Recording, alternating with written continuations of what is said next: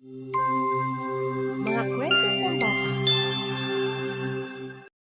Hiwaga ng Biosfera.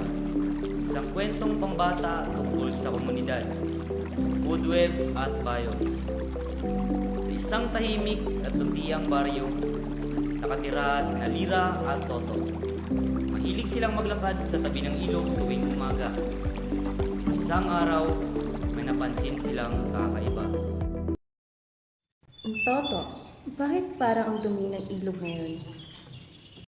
Oo nga, may mga plastic na lumulutang. Kawawa naman ang mga isda. Wala na kaming malinis na mainom. Nalungkot ang magkapatid, kaya dali-dali silang pumunta kay Lolo Nardo.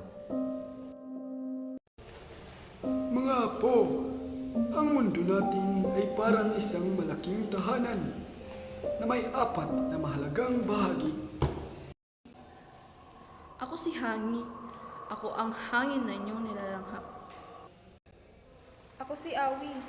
Ako ang tubig sa ilog, ulan at dagat. Ako si Gibo.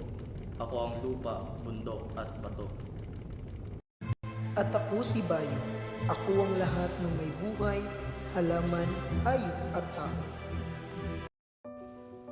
Ibig sabihin po, magkakaugnay kayong lahat?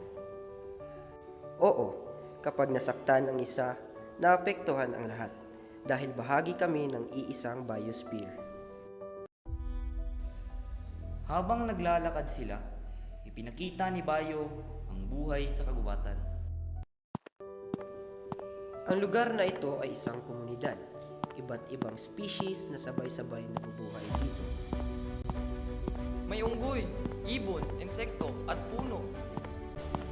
Kapag mas maraming uri ng nilalang, mas mataas ang biodiversity, mas matatag ang ecosystem.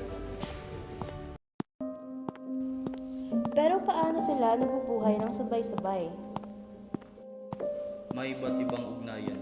May mutualism, parehong nakikinabang. May kompetisyon, nag-aagawan sa limitadong pagkain.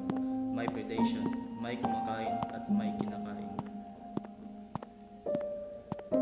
Parang isang malaking pamilya, pero may kanya-kanyang papel. Tingnan niyo ang damo. Sila ang producers. Gumagawa sila ng pagkain gamit ang sikat ng araw. Ang enerhiya ay nagsisimula sa araw. Pagkatapos, kinakain sila ng mga primary